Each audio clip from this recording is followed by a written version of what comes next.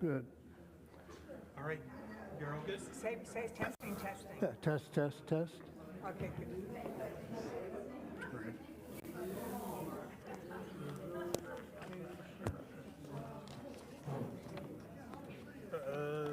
Take it off for me one more Yep. time. I'm sorry. I'm just going to try to get a little bit closer to your mouth.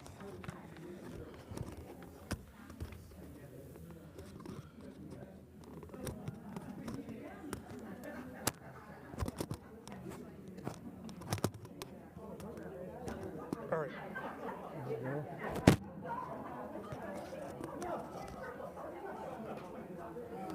All right, just speak up a little bit.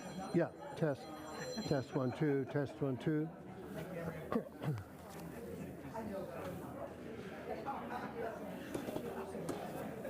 Are you going to do that? Yeah, just.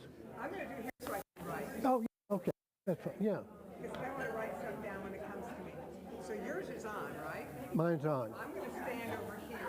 Okay. So I don't mess with Yeah, right.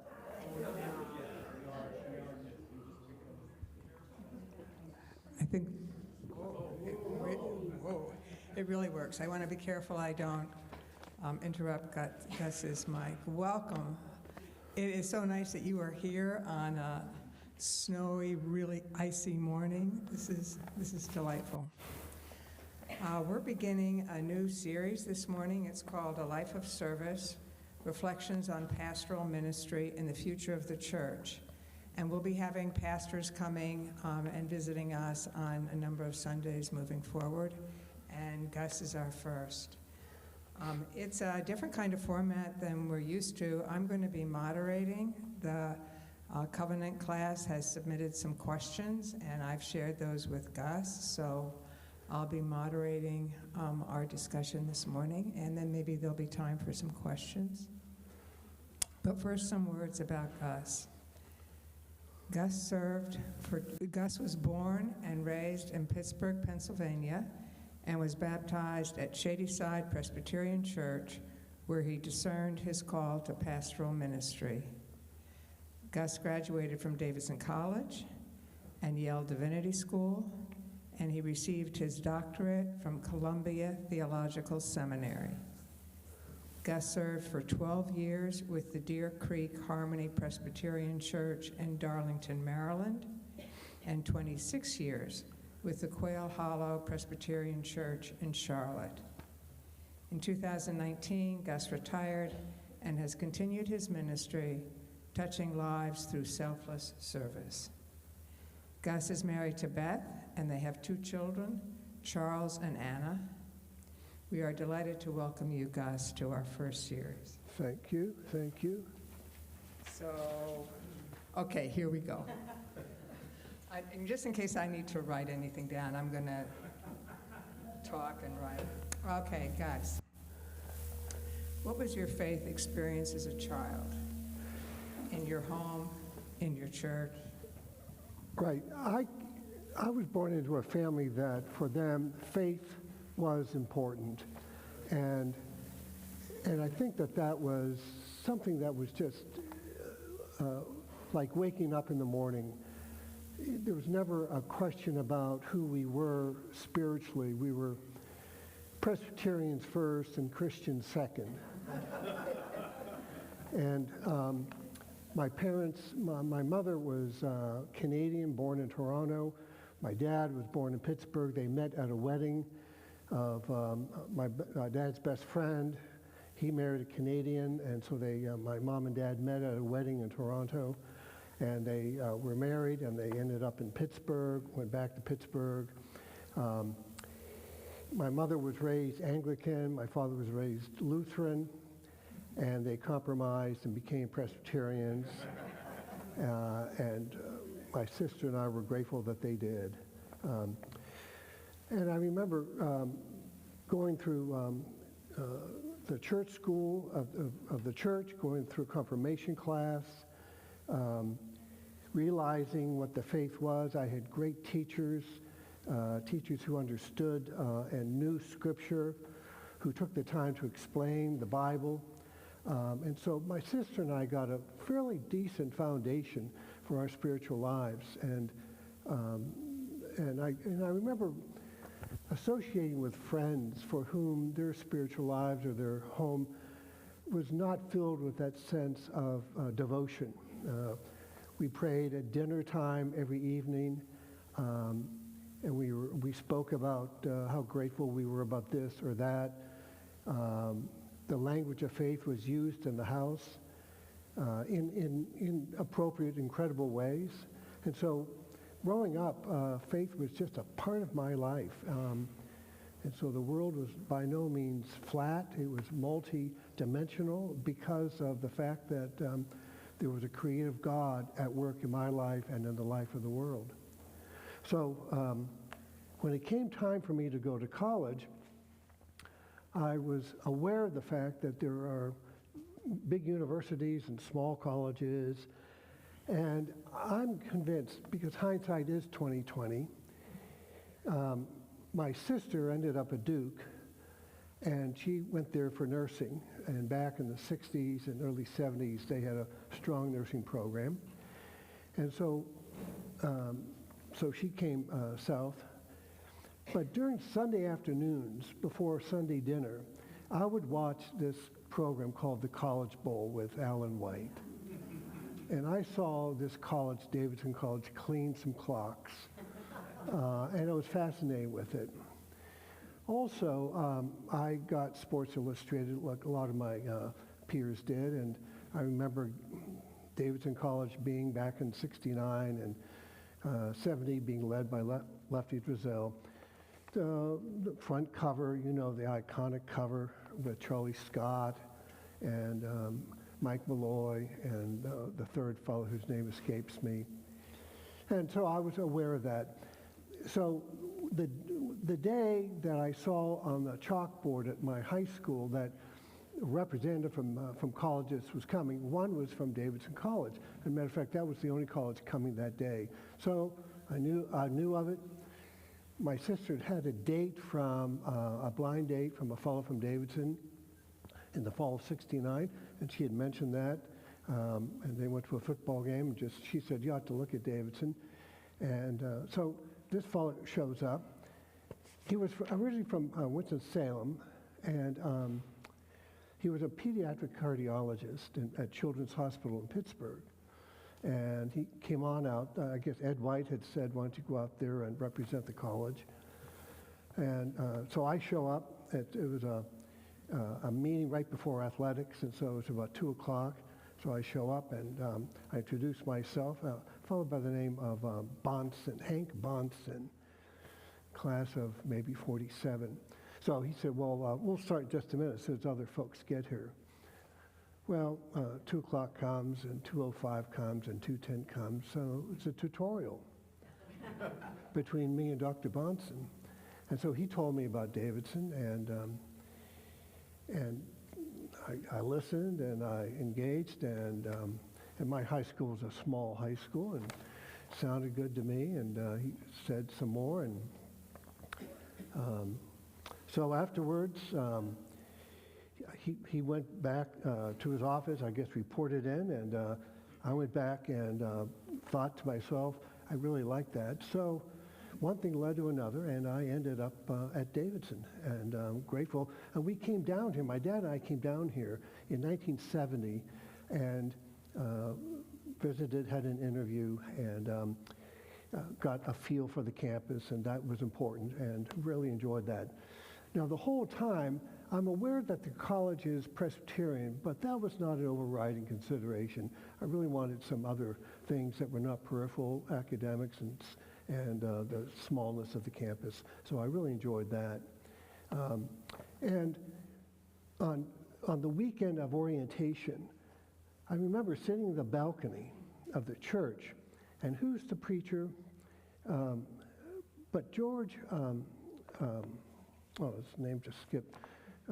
He had been here for the semester of 1971, teaching something. Buttrick, George Buttrick, thank you, John.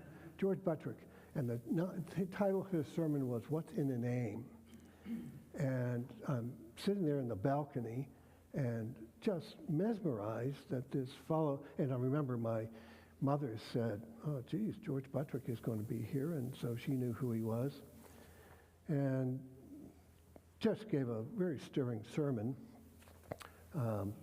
And parents left afterwards and after lunch, and I think the schedule is well known to everyone, and then, orientation begins.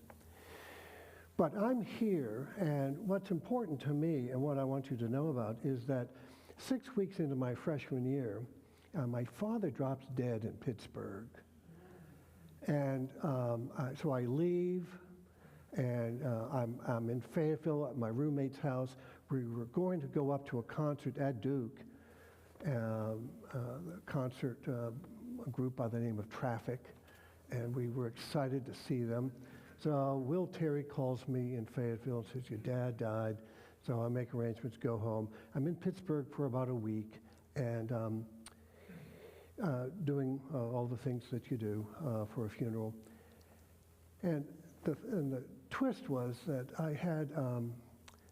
I was in this, as a freshman, I got what was remaining on the course selections. And my advisor, Bruce Jackson, looked at my course selections, and one class was Readings in Theological Thought with Sandy McElway. And as I've mentioned before, here I am, 18. I am clueless. I don't know who Karl Barth is. I don't know who Paul Tillich is. I am just clueless, and I'm in deep waters, and I'm struggling to stay afloat. Well, there was a review the Monday I was supposed to come back. I was gone for a whole week and face that review. And for some reason, that was on my mind the whole time I was in Pittsburgh for the funeral. Anyway, Will Terry just went to bat for me. He talked to this professor, that professor, talked to Professor McElway, and said this and said that. And so things worked out well, and I came on back.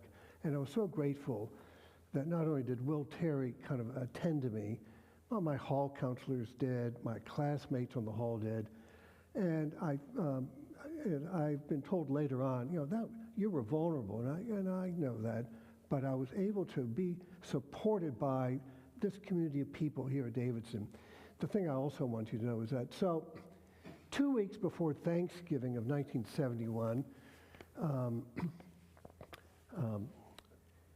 Mrs. Martin, Greer Martin's wife, who was Louise Martin, who was in Chambers doing something, she calls me on the hall phone, and she says, Gus, are you going home for Thanksgiving? And I said, yes, I am. And she first started by saying, I'm sorry, I understand your father died this fall. I know you've been home. We want to know whether you're going home for Thanksgiving or staying here, because if you are going to stay here, we want to hook you up with a family for Thanksgiving so, you have a place to go. And again, I'm 18 years old, and this lady is kind of fooling with my emotions and in a very positive way, but I'm embarrassed. And this is on the hall phone, and I'm conscious, are there other people in the hallway listening in on this conversation?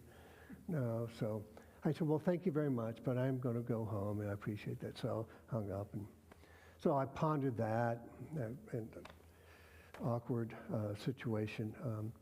So I go home and for Thanksgiving, and have Thanksgiving on Thursday, of course, and went to my uncle's, and kind of a bittersweet event. But on Friday, my mother and I are sitting in the living room, and there's a fire going on, and she's got a glass of wine, and I'm sitting there, and she goes, well, how was it when you got back after the funeral? I said, oh, geez, it was catch-up time and this and that.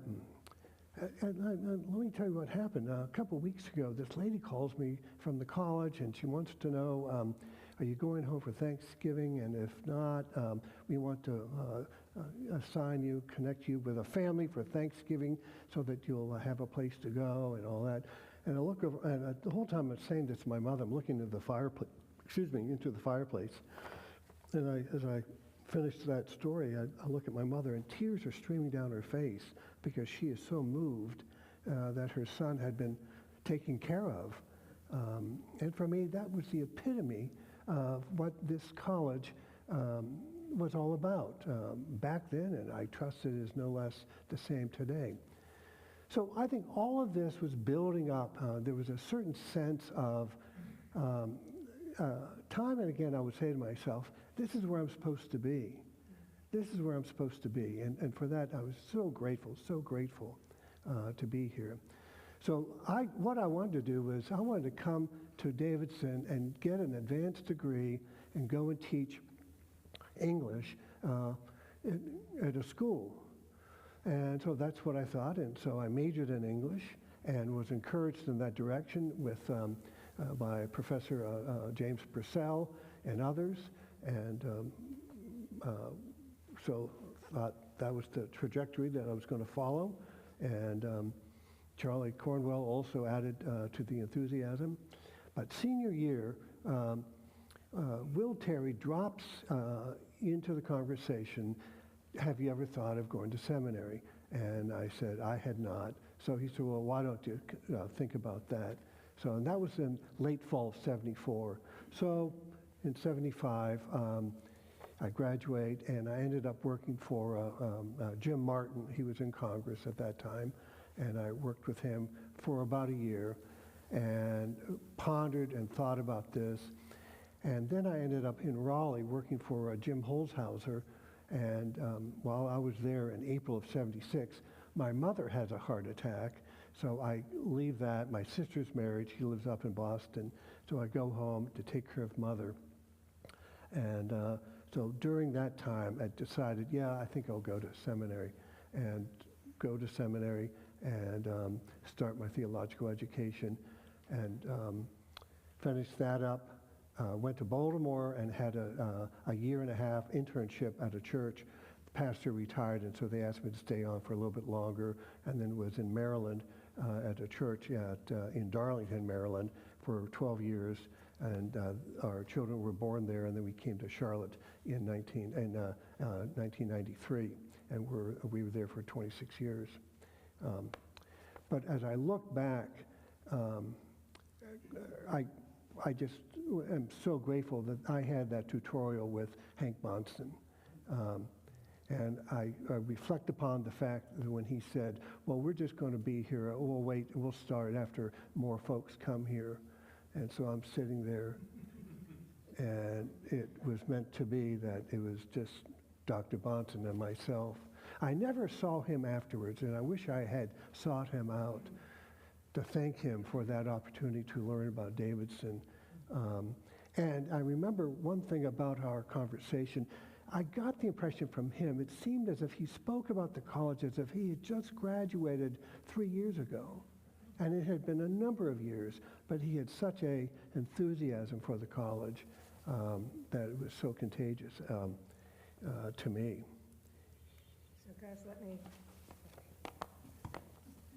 let me jump in here for a quick minute. One of the things that I'm struck by is that when your father died, you were worried about the class in theology that you were taking, and that you didn't know the theologians. You'd never heard of Karl Barth, and then you get back to the college, and it's not the academics of the theologians; it's the love and support and care for you by faculty and others.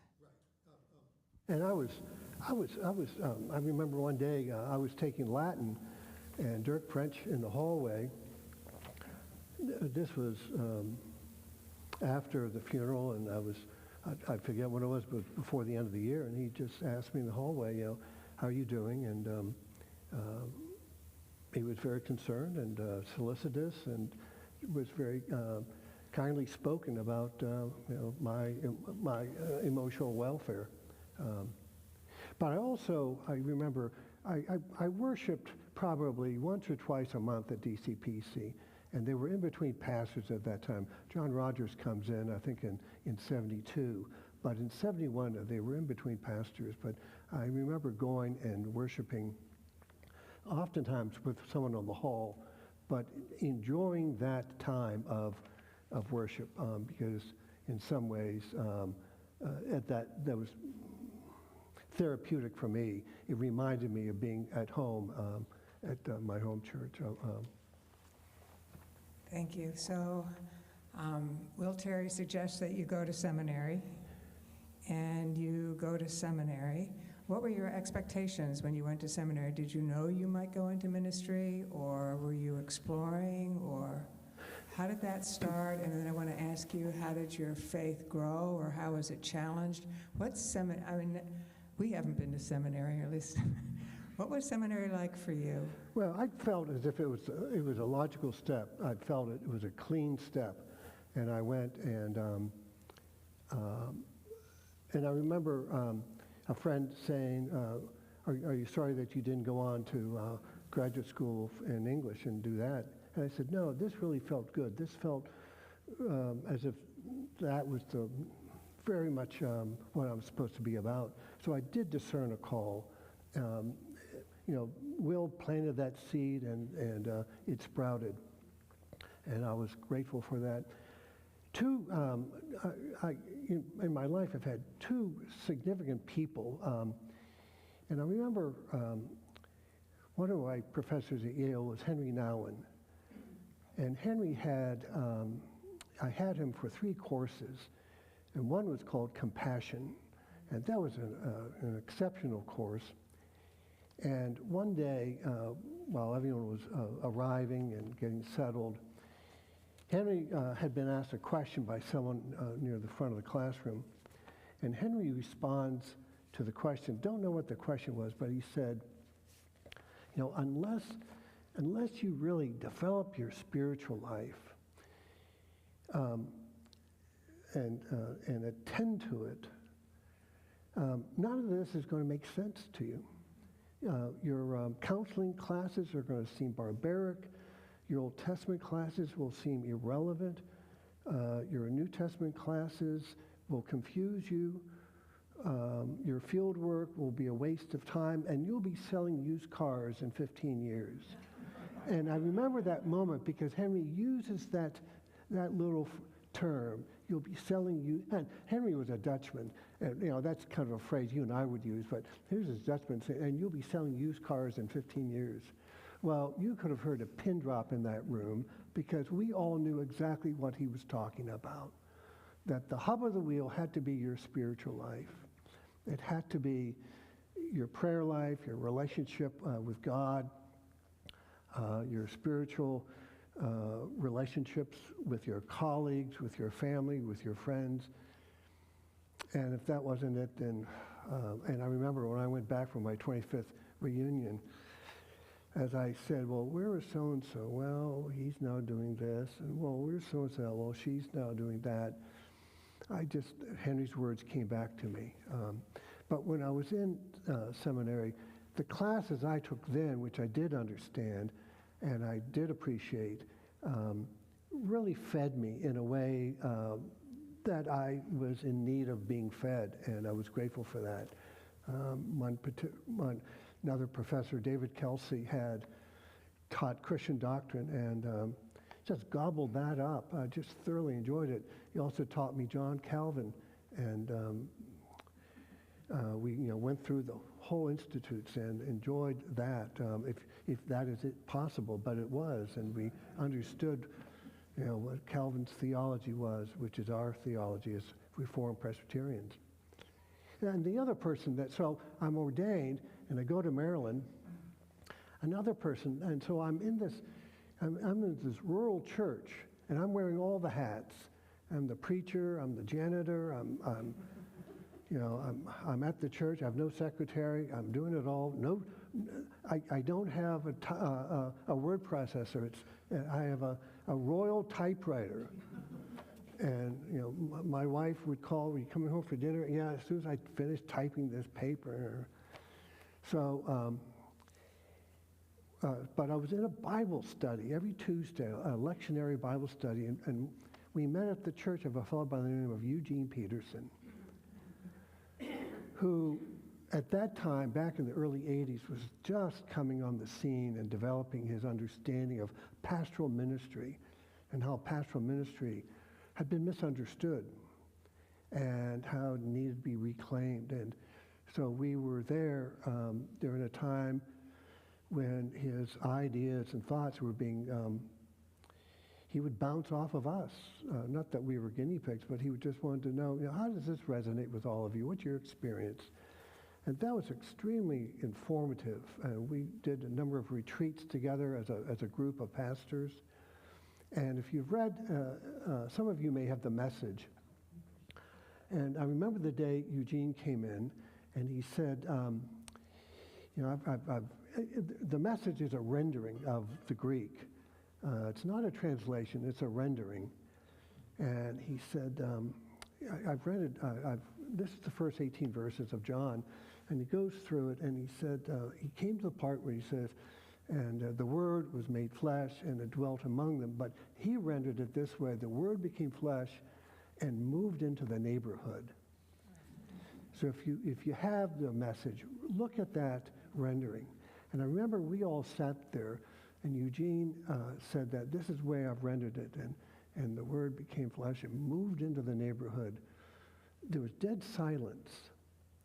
And we all said, I think to ourselves first, yeah, that captures it. Because, when someone moves into the neighborhood, you're not really sure whether that's a good thing or a bad thing. And we felt as if that really was, he had just begun, Nav Press had just contracted with him to do the New Testament. And he never thought he'd do the Old Testament, but then he leaves in 91 and goes to Pittsburgh Seminary to embark upon rendering the whole Bible, which was a Herculean task.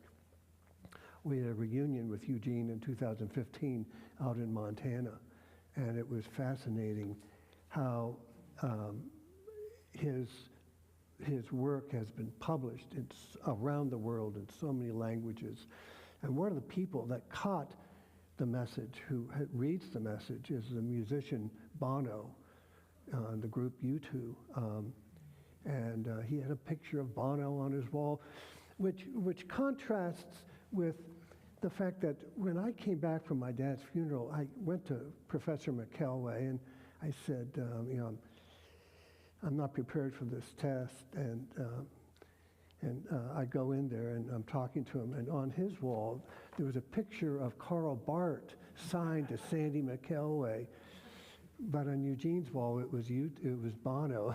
So, and for some reason, I was a little bit more drawn to Bono than I was to Karl Barth.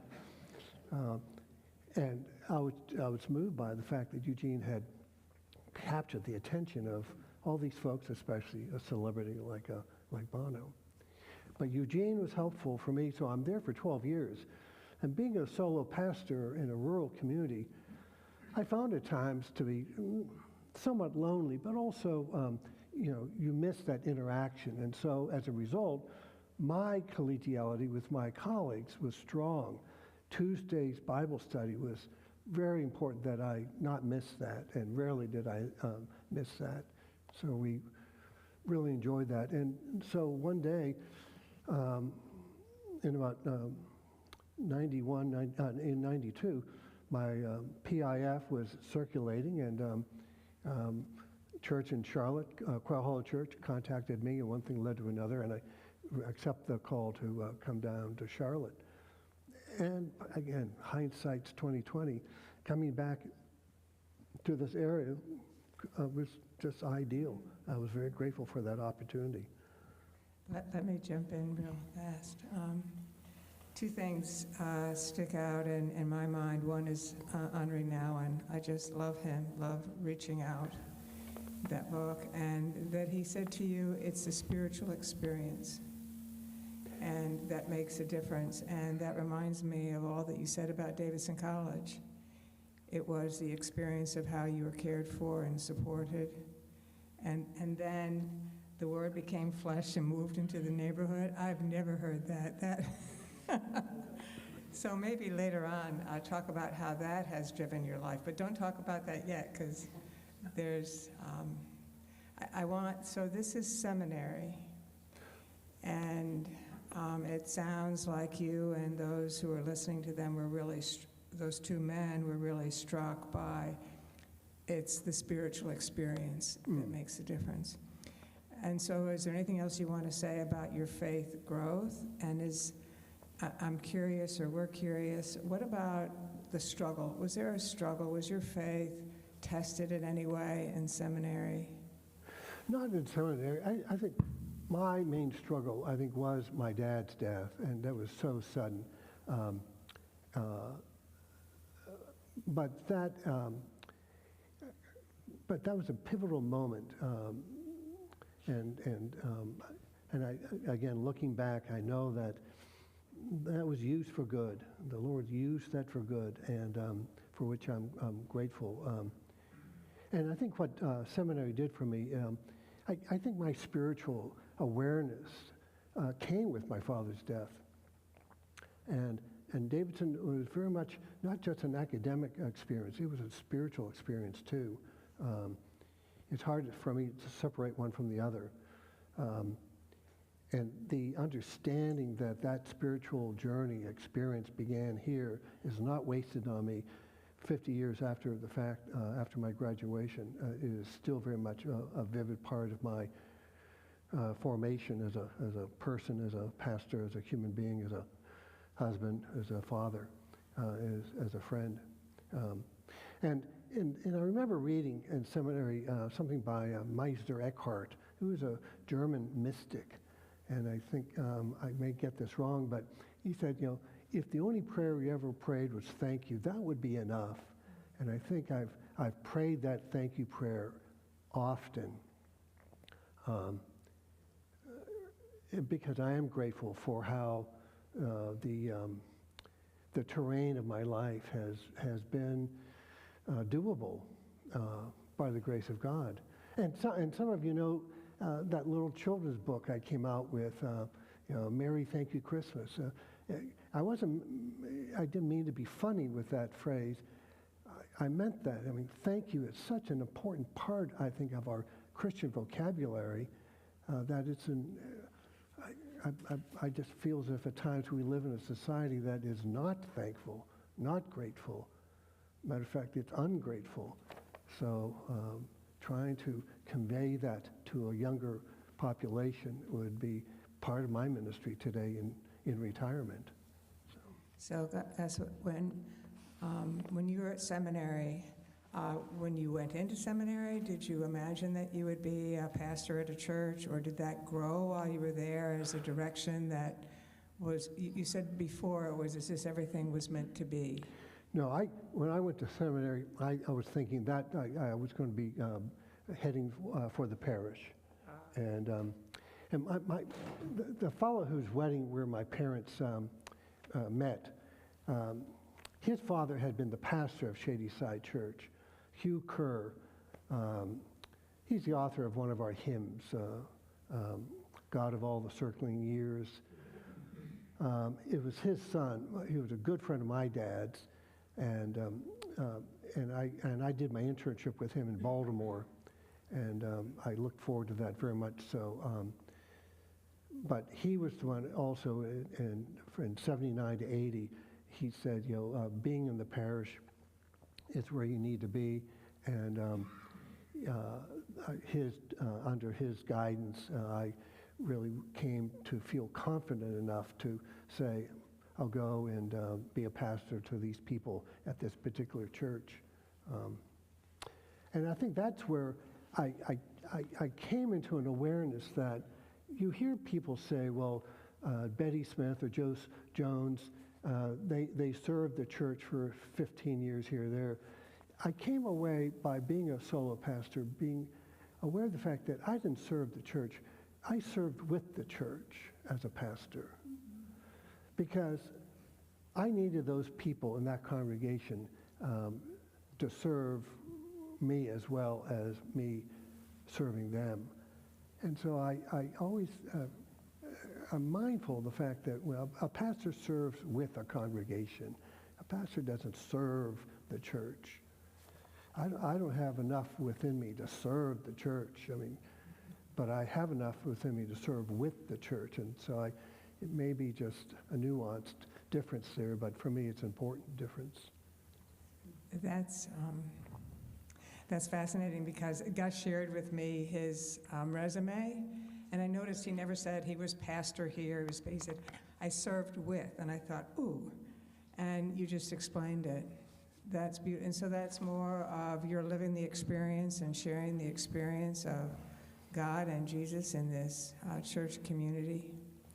And so you were there for 12 years, and then there's a 26 years. How did that all happen?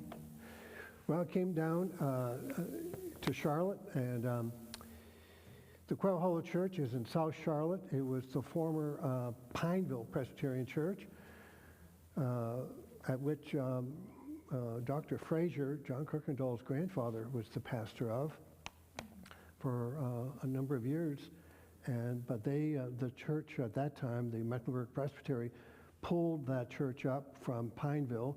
They were down to their last 25 members, and they pulled it and did a new church development on Park Road in South Charlotte, called it the Quail Hollow Church because it's right there in the Quail Hollow community, around the corner from the Quail Hollow Country Club. And so we were there for 12 years. And when we got there, they had just finished widening Park Road from a 2-lane to a 6-lane, 3 north, 3 south. And the place in 26 years just exploded, as you can well imagine, in South Charlotte. There was a cotton field down the street from us for about 5 years, and then bam, it became a storage unit facility. And I enjoyed that. We had a community of, right behind us, the Southminster Retirement Community was located. And so it was just an ideal location.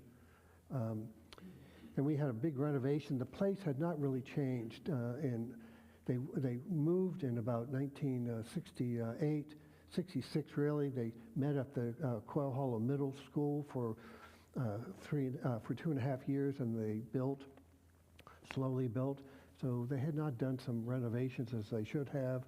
So we had a big renovation in '08 and modernized and really came up to speed, much like was done here recently at DCPC.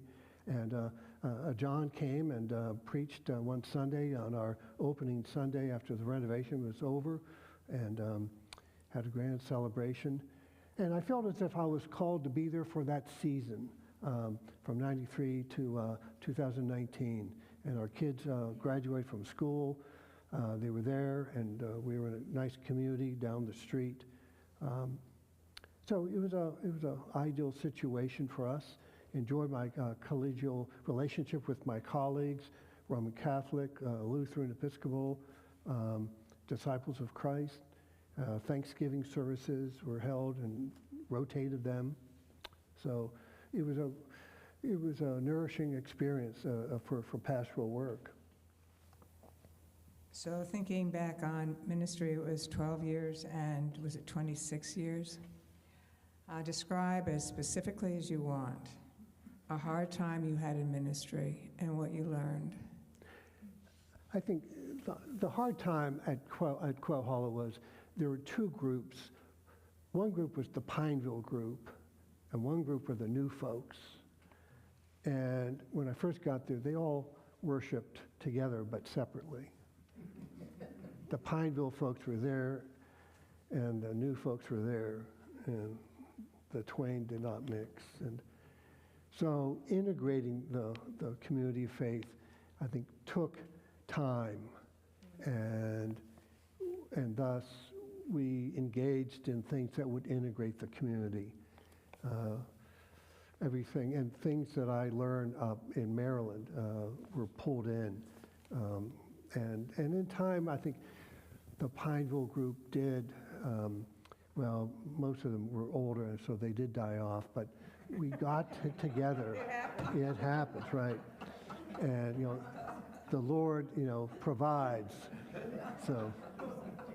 The Lord provides. The Lord provides, yeah. And so, I think that was tough. There were some folks who, didn't feel as if the renovation was needed. Well, the place looked like 1972. And one woman said, "What's wrong with the 70s?" Well, nothing, but we want to, look a little bit up to speed here. So I think integrating people. what was also interesting is that the theology of the older folks was a little bit more solid than the newer folks. You know, there was a generation that just got knocked out, and they didn't send their kids to a church school. They were not spiritually nourished. They didn't understand Scripture. They didn't know Scripture. And so, in a sense, I could tell them anything and they would believe it, whereas I couldn't fool these folks because they knew their Bibles. And so we started having Bible studies, and we engaged in Bible and spiritual growth, and I think that was important for them. And we also had a preschool, and we drew from the preschool, and it was the same thing. These young families were not taking their kids, were not nourishing them spiritually either. They had other priorities. Also in South Charlotte, it was frustrating at times. Sports, especially soccer, played a big part in the life of the community. If the sun is shining, it's a time to play soccer, be it Monday or be it Sunday. Yeah. So, yeah. Was there a time where your need for God's presence in your life was more important than others? Was there a struggle where you wondered, how can I deal with this? Aside from the two groups that were in different generations of thought, was there a time where you really needed to lean on someone or something or your faith to make it through? I don't think I've ever had like a dark night of the soul moment. But I know that when I was in Maryland, I know that my prayer life just increased exponentially. And I came again and again to realize what Henry Nouwen was talking about. You need to keep that muscle strong. And it became even stronger in Charlotte. And I think one of the things that I was aware of is that people who join a church, but who join it for reasons other than to develop and to grow spiritually, can become a problem because they want to take you in a different direction at times. And I think we want to, as one of Eugene's books is titled, A Long Direction in the, you want to go in the same direction, a long obedience in the same direction. And, you want to stay tuned and keep going because on the sides, the sirens will call you left and right, and whatever the new fad is, folks will challenge you on that and want you to. One of the churches up the street from us was a church by the name of Forest Hill, big time church, big time, and it was a novelty for a lot of folks. And I remember maybe the last 10 years I was at Quail Hollow, we started getting people at Quail Hollow from Forest Hill, and they were leaving. And I asked one couple, why are you coming here? I thought you had all the bells and whistles up there. And this fellow said, one morning I'm in the shower humming a hymn I had not sung in years, but it just came back to me. And I realized that hymn meant something to me. It fed me once upon a time when I was younger, and I hadn't sung that hymn for years. And I realized staying at Forest Hill, I wouldn't be singing that hymn anytime soon. And so I wanted to sing that hymn. And he said, and ironically, the second time we worshiped at Quail Hollow, we sang that hymn.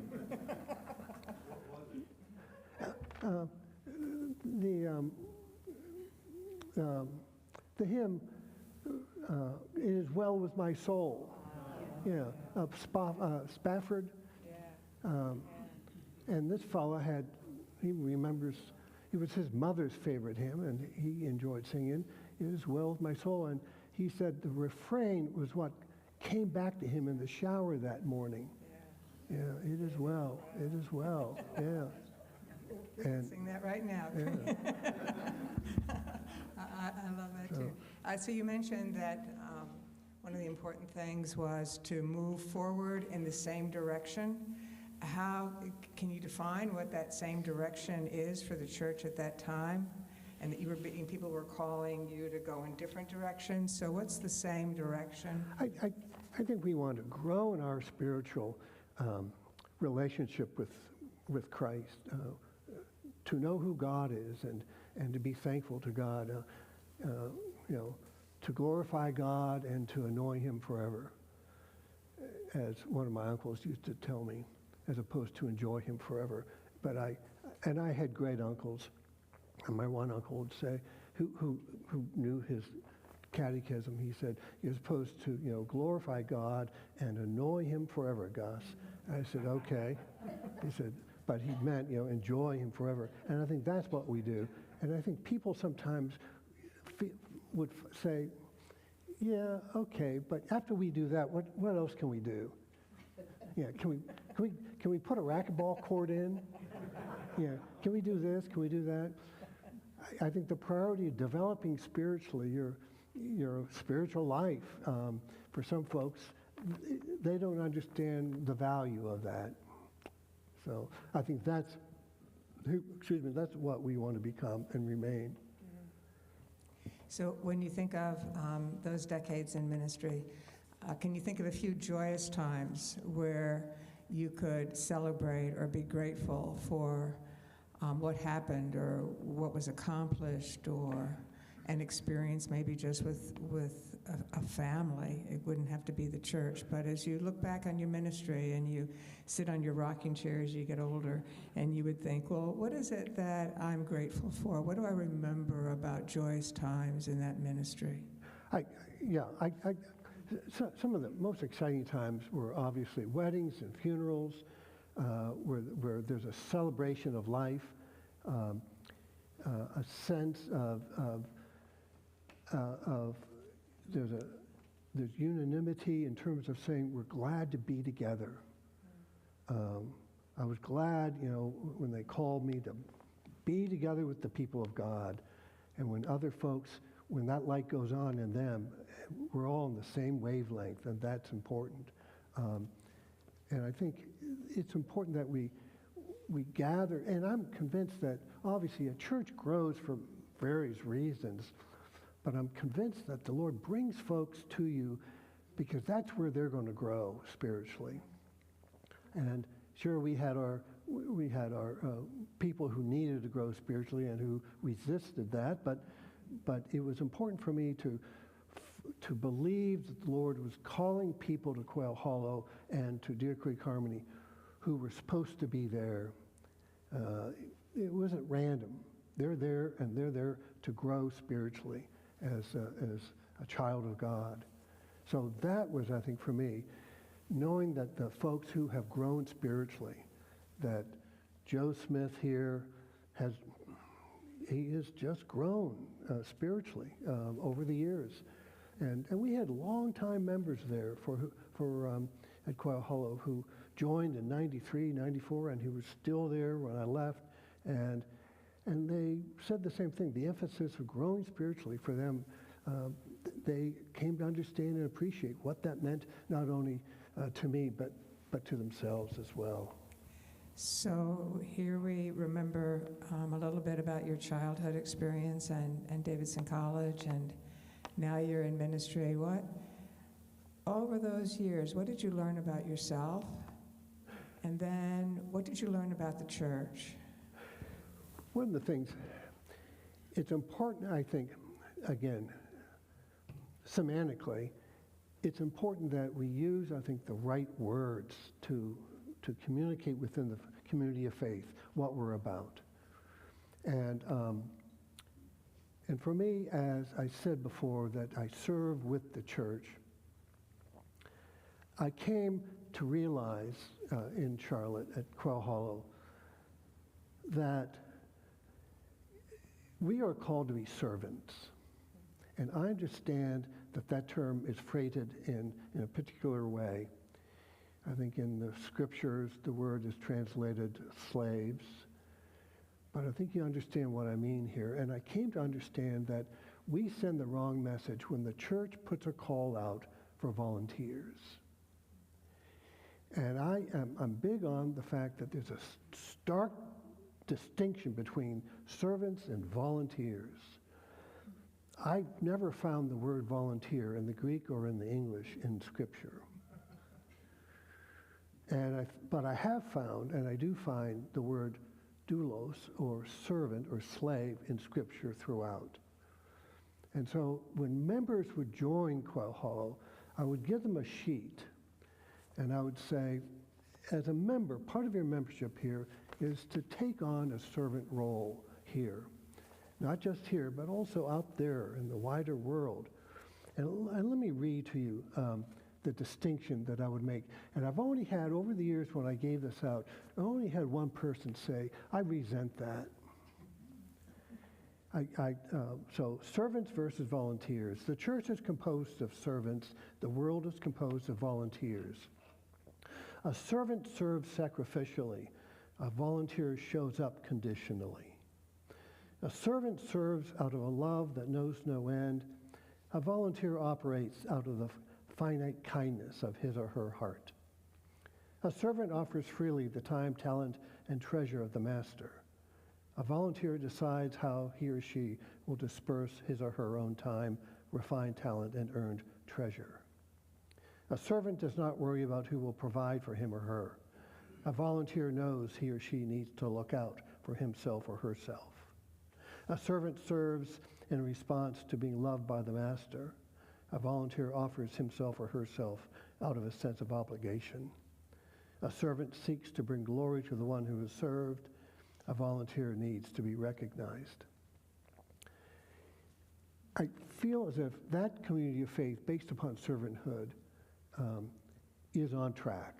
It is who the Lord has called us to be, called the church to be.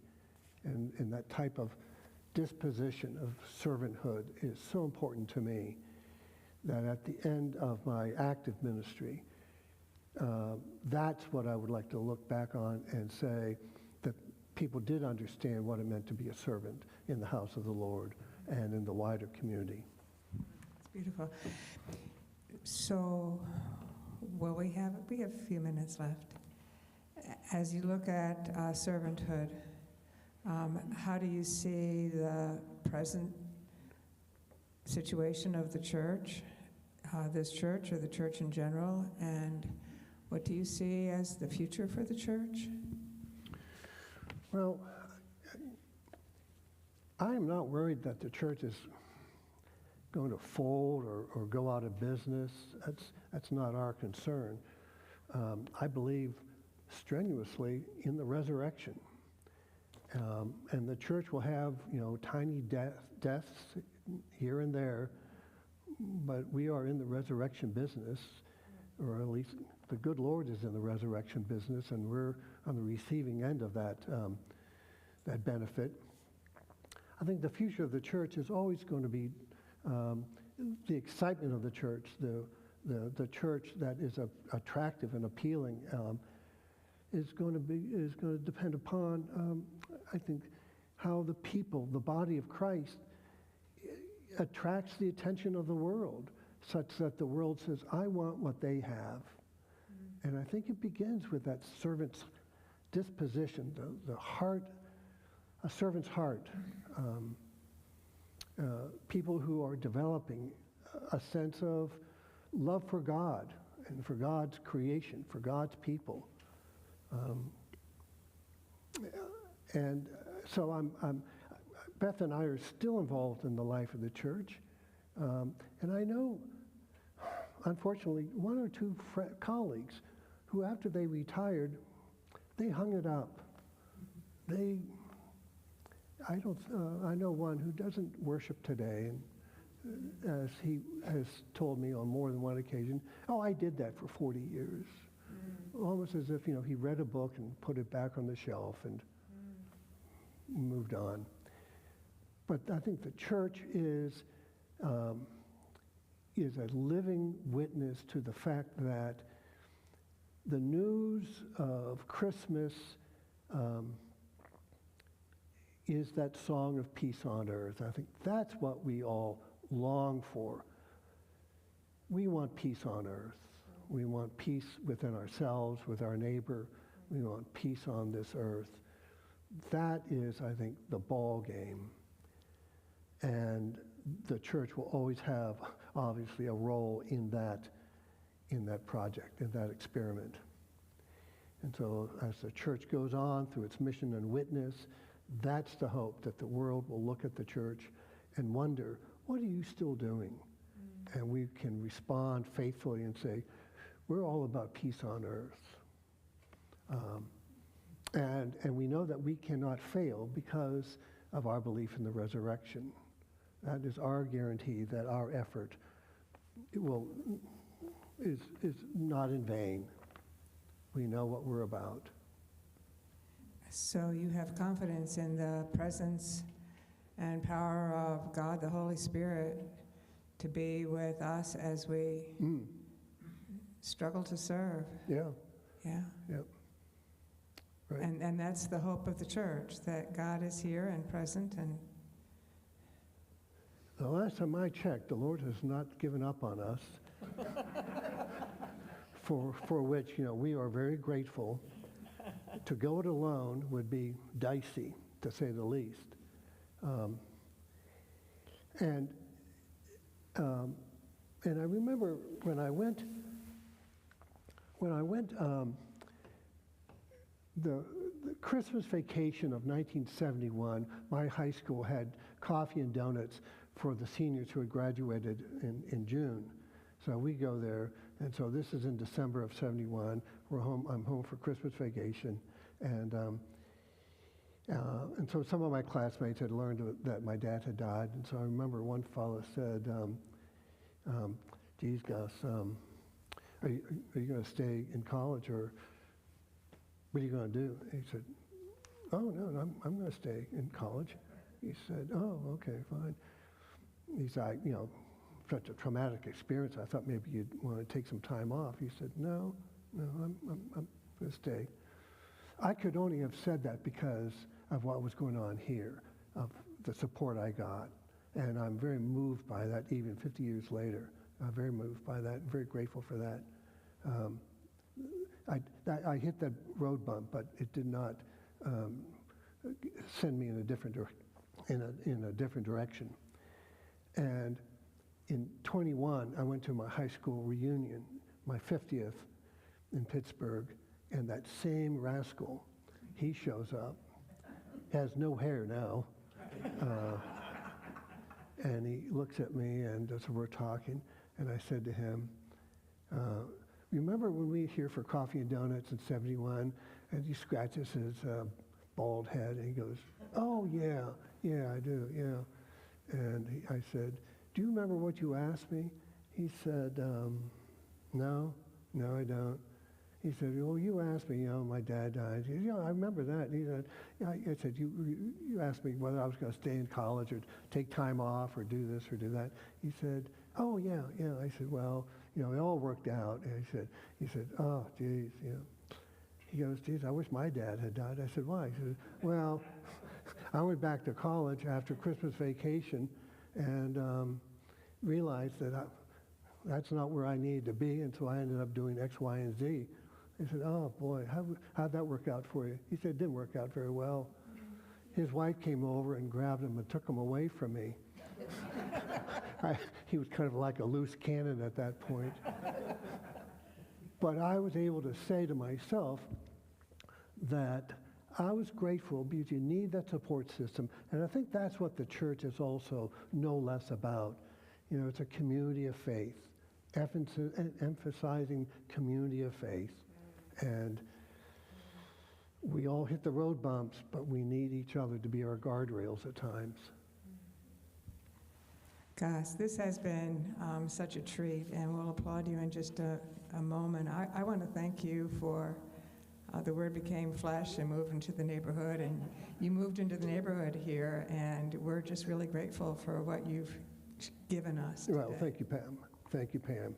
Yeah. Well, I'm grateful to be able to be here, and I'm grateful that the Lord continues to use that 2x4 every now and then on me, because Beth and I, when we retired, we were going to go back to Pittsburgh, and she's from Pittsburgh, I'm from Pittsburgh, and one of my classmates, who I lived with, not a roommate, but lived with in Gray House our senior year, he moved from Connecticut down here, was building a house in 2018.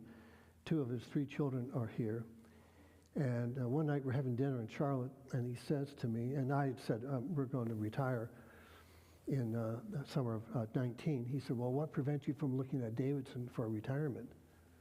And I thought for a moment, and I said, really nothing. I hadn't thought about that. And I say that because, once again, hindsight being 20/20, I chuckle at that because I think that's one more time where the Lord was saying, come with me. I think I know where you're going to be. I think I know what's good for you, Gus.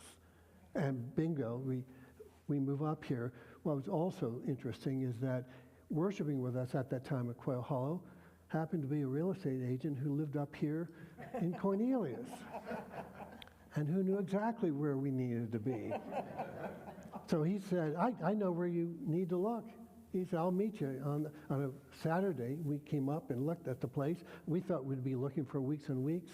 He said, bring your checkbook. So you did. So we did, yeah. Oh, So gosh, here we are. So thank you.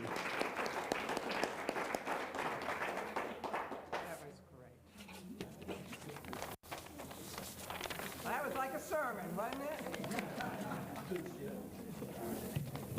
Thanks, Pam, for moderating.